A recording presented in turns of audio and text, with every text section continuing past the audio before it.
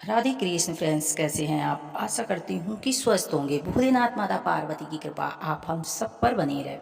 आप सभी को कार्तिक माह का हार्दिक शुभकामनाएं। जैसे कि आप सभी जानती हैं, कार्तिक महीने में दान पुण्य करना बहुत ही विशिष्ट माना गया है। जैसे कि 4 महीने की योग निद्रा से विष्णु भगवान उस महीने में जागते हैं, तो इस महीने में आप दान पुण्य करके आप अपने जीवन को सफल बना सकते हैं। तो आइए जानते हैं कि इसमें जो अक्षय नवमी यानी कि आंवला नवमी जिसे कहते हैं, वो 31 अक्टूबर 2025 को मनाई जाएगी। तो इस दिन यदि आप दान पुण्य जितना भी करेंगे, कहते हैं वो अच्छे हो जाता है। तो आप इसमें कुछ जैसे कि अन्न दान कर सकते हैं, वस्त्र दान कर सकते हैं। आंवला कहते हैं कि आंवला का दान स्वर्ण के दान के समान माना गया है। आंवला के ऊपर आप दीप दान कर सकते हैं, आकाश में दीप दान कर सकते हैं।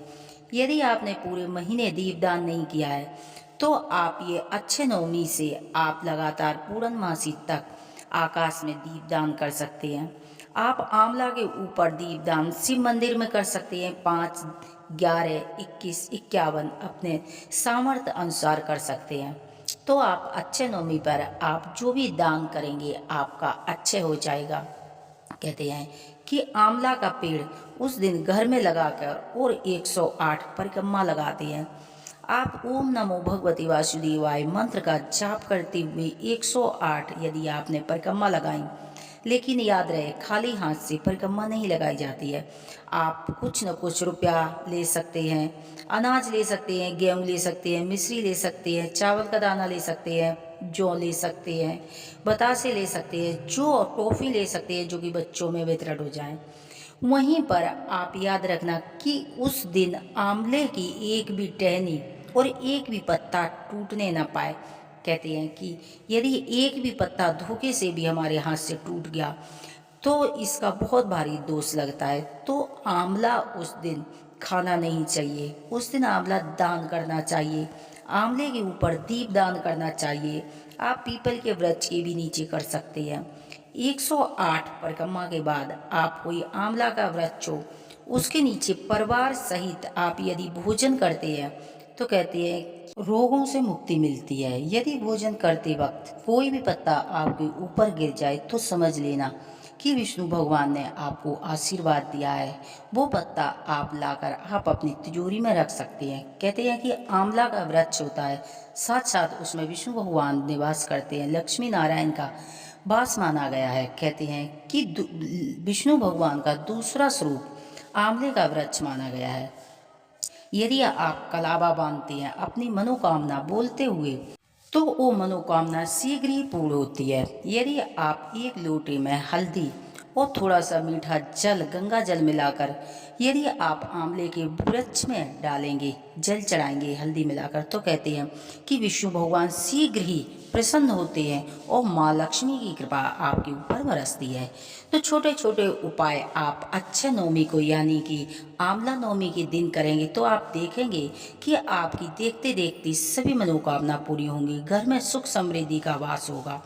आंवला का वृक्ष आप आंवला नवमी से एक दिन पहले लगाएं, क्योंकि उस दिन लगाने से कोई पत्ता झड़ जाए या कोई टहनी टूटती है तो दोष लगता है। आप इसीलिए एक दिन पहले लगानी चाहिए। कहते हैं कि हर एकादशी के वाले दिन यदि आप आंवले के वृक्ष पर दीप दान करते हैं हल्दी का और हल्दी का जल छोड़ते हैं, कहते हैं भगवान विष्णु की कृपा रहती है, घर में धन धान्य की कभी कमी नहीं रहती है। यदि कोई पत्ता या कोई भी टहनी आपको आंवला एकादशी वाले दिन मिल जाए तो आप घर लाकर और गंगा जल से धुलकर धूप दीप दिखाकर लाल कपड़े में बांधकर यदि आप अपनी तिजोरी में रखते हैं तो आप देखेंगे कि आपकी साल भर धन धान्य से घर भरा रहेगा, साल में किसी चीज की कमी नहीं होती है। कहते हैं आंवले का वृक्ष भगवान का इस रूप माना गया है। तो अक्षय नवमी वाले दिन आप छोटे छोटे उपाय करके आंवले के वृक्ष के आप अपने जीवन को सुखमय बना सकते हैं। अक्षय नवमी वाले दिन यदि आप 5 दीप दान आंवले के वृक्ष के नीचे और आंवले के ऊपर करेंगे तो कहते हैं कि अश्वमेध यज्ञ का फल आपको शीघ्र ही मिलता है। मंत्र जाप करना चाहिए। विष्णु सहस्त्र नाम का यदि आप पाठ करेंगे आंवले के वृक्ष के नीचे तो विष्णु भगवान की विशेष कृपा होगी। विष्णु सहस्त्र नाम के बाद आप आरती करके और भोग लगाएंगे तो आप देखेंगे कि विष्णु भगवान की विशेष कृपा बरसेगी, घर में खुशियां ही खुशियां होंगी। तो छोटे छोटे उपाय आप कर सकते हैं। 31 अक्टूबर 2025 को याद रहे अक्षय नवमी का पर्व है इस बार। तो आप व्रत नहीं रखते हैं तब भी आप आंवला के वृक्ष की परिक्रमा लगाएंगे, आंवला दीप दान करेंगे, आंवले का दान करेंगे तो आपके लिए बहुत ही शुभ परिणाम होगा। दान आप कर सकते हैं, अन्न का दान, धन का दान, वस्त्र दान, आप अपनी सामर्थ्य अनुसार, क्योंकि कहते हैं उस दिन कट वचन नहीं बोलना चाहिए, हर चीज़ अच्छे हो जाती है। यानी कि किसी से लड़ाई चुगली या किसी के लिए अशब्द नहीं बोलने चाहिए, बहुत ही सावधानी के साथ उस दिन रहनी चाहिए। तो आप सभी को एक बार फिर से अक्षय नवमी की हार्दिक शुभकामनाएं।